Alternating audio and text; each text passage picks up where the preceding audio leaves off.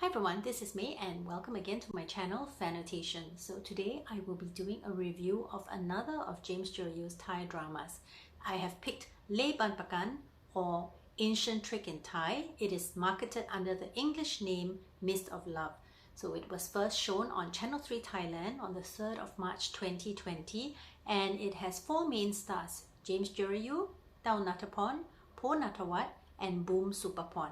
It is 14 episodes in total and was produced by TV Scene, which is the same company that produced James and Taew's other drama Nang Dao Fa Deo or One Sky One Land. It is a mystery, thriller, horror, romance drama. On my personal scale of James G Thai dramas that I like to watch, Leh Ban Pa Kal ranks 4 out of the 10 that he has done so far. It is very enjoyable, it is very exciting, and I really looked forward to watching it every week when it was being broadcast.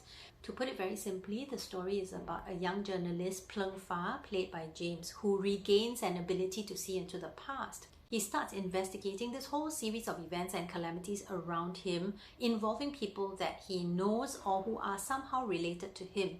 And he discovers this big mystery, and the rest of the show is about piecing together the clues to get to the bottom of it. The show is quite complicated and crosses 3 lifetimes. The first is the modern day, the second is the Rama V era, which is around the 1890s. The third was ancient times, the Varavati period, which was between the 6th and the 11th century. The story is very gripping and sophisticated. It's very ambitious, and I think they did a very good job because the story is so complicated, but they managed to sort of tie it all in quite tightly without any glaring loopholes. It made me feel excited and terrified and confused all at the same time, but in a very good way. You do need to concentrate while you're watching this show because there are a lot of plot lines and a lot of characters. The production quality was very good. The sets and the costumes are really impeccable. You can tell that they spent a lot of time on the details. 3 of the 4 main characters were very well written and very well acted. They were very fleshed out and multifaceted, and you could see the actors going through a really big range of emotions and personalities. Of course, my favorite was James, but I am very biased because, you know, I am a James G fan. He is the reason why I watched these dramas in the first place. So James plays Pleng Fa, Kun Utai and Taw Rawi over the 3 lifetimes.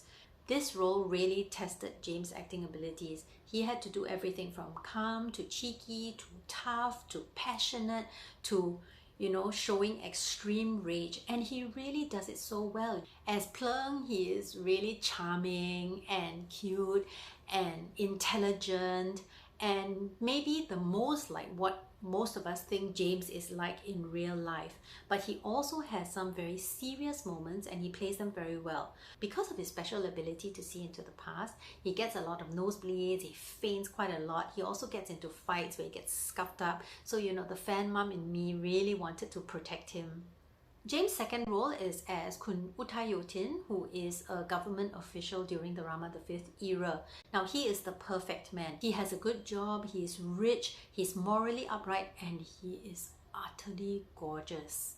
He has some really wonderful moments, like when he flies into a rage at Boon Le after her betrayal, or when he first discovers the statue, the Galatep's power and his responsibilities in relation to it. But to be very honest, I felt almost nothing for Kun Utai right up till his very tragic death.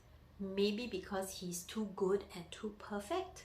In ancient times, as Taw Rawi, James has the face of an angel and hair like Bob Marley, which apparently was historically correct, which surprised me. He has to play a dual-sided character, but using very subtle facial expressions and very subtle movements. And he did it really well. I mean, it surprised me and made me so proud of him.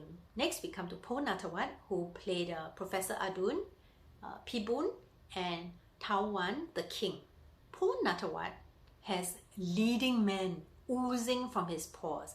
As Tawan, he is majestic and regal and really merciless. As Professor Adun, he's very calm and knowledgeable and very suave, and then as you see his character change, you will be totally amazed at this man's acting ability. The least impressive role for Poh was as Pibun, the shaman. He is very much a caricature and he doesn't really do much, except to conjure up all these zombies and flying ghosts.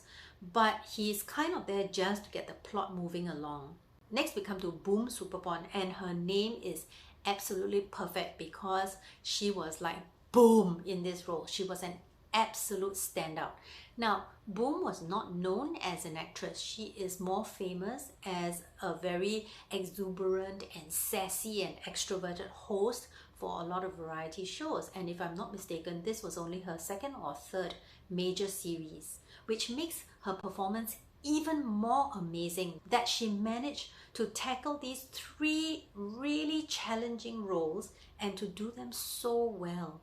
Her roles are so interesting. As Tina Sari, she is actually the one that sets in motion the whole tragedy and the subsequent events that plays out over the three timelines. And in the second and third lifetime, she is sort of like the chess piece that is being moved around, but she is trying to take control of the movements without realizing that there is a mastermind hand behind it all. So she also plays everything from the innocent, loving, soft, sweet lady to being like this completely deranged maid in the second lifetime to this cold and elegant and very calculating character in modern times. So then we come to the female lead character played by Taew. So if Boom's characters were a chess piece in this incredibly intricate game that they were all playing, Taew is like the key to a safe.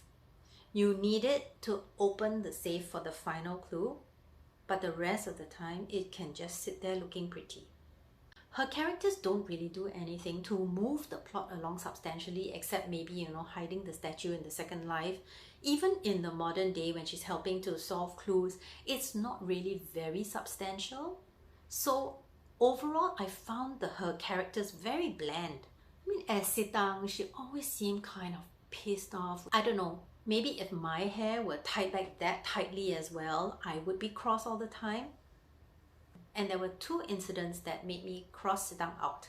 The first was when Boon, Plung's colleague, dies and he's really devastated. So I don't know whether she thinks it's a good way to cheer him up. She takes out her handphone and starts snapping pictures of him. That's really annoying and really insensitive and unkind to your friend, isn't it? Like, what would make you do something like this? The second incident was towards the end of the drama when Plung thinks that Sitang is dead. So she goes to where he thinks her body is and he can't find her and he's absolutely devastated. And then he turns around and she appears because it turns out she's not dead. And instead of reassuring him, she looks at him and sort of says, "So aren't you happy to see me?" And at that point, I decided I'm done with Sitang. So as Mae Dong Care, she's like the perfect woman, the perfect wife. But perfection is so boring and it doesn't exist in real life. Now, Sasina in the ancient times, I really like. She's in control and she's kind and she has very good martial arts. I wanted to talk a bit about the two female leads' interaction with James because I think that was really important for this lakon. I loved James and Boom acting together. I thought they had so much chemistry. It felt so real and so passionate. This created a bit of a problem among the fans because James and Boom seemed to have more love scenes than James and Taew. I know it's very common, especially in Asian dramas, that a good woman doesn't really show passion. So if you have love scenes, it tends to be very chaste. A peck on the cheek, kiss on the forehead. Even if there's lip action, it's just like two flat pieces of paper. I'm not saying that I want very explicit scenes, but there must be a spark. And boy, do James and Boom have a spark. So for James and Taew, I thought the most believable couple and the one that I liked best was in the ancient times, Taurawi and Sasina. I thought they were more well matched and I could believe in their relationship and get behind them and support them and feel very sad, when the tragedy happened.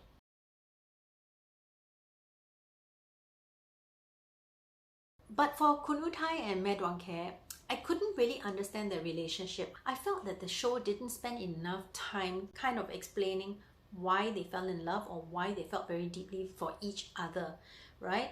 Kun Uthai sees Medwangke and her cupcakes, and then boom, he falls madly in love with her. And then the rest of it is, I don't know, fan service? Their love scenes are nice, but almost diabetically sweet, kind of like romance fiction. So really unrealistic. I mean, even with the famous bathtub scene, okay, fine, they got clean. Even with the candles blocking the way to kind of suggest sexy times. Can you absolutely honestly tell me you think they would have had half as good a time as Uthai and Bunle? I know some people like the bantering and bickering between Sitang and Krang because they thought that it was very cute. But personally, I am quite tired of this dynamic between this pair.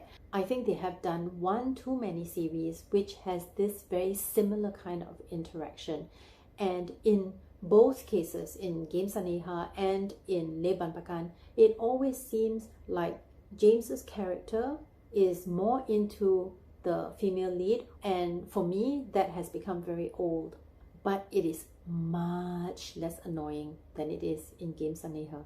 There is a fifth character looming over this whole lakon, and that is the statue, the Kalatep, that has a very important role in this drama. It is really too complicated for me to go into right now because there is so much symbolism. But if you are interested and if you want a much deeper reading of Leh Ban Pa Kal, please go and read Greta's blog, which I will link in the description box. So even though I think Leh Ban Pa Kal was a very good drama, despite my problems with it, it didn't do very well in the ratings. And I think there's one major reason for this. So Leh Ban Pa Kal aired at the beginning of COVID when, you know, the whole world was coming to grips with this pandemic and everyone was going into lockdown. I think many people were looking for light-hearted content, stuff that would take them away from the real situation. And I think Leh Ban Pa Kal was just too heavy for that time.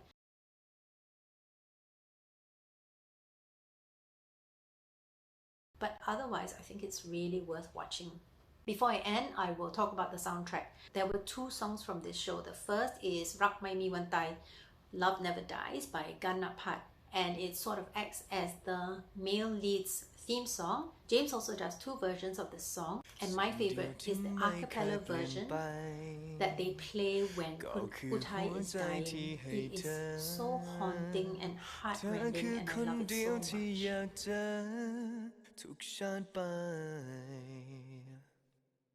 The other song is a duet by James and Taew called Hai Chan Rak Thơ Ik Krang, which means Let Me Love You Again. It's a nice song as romantic songs go, but I am generally not a fan of getting the lead stars to sing if they're not really good singers. So that ends my review of Leh Ban Pa Kal or Mist of Love. See you again next time. Take care and stay safe, everyone. Bye.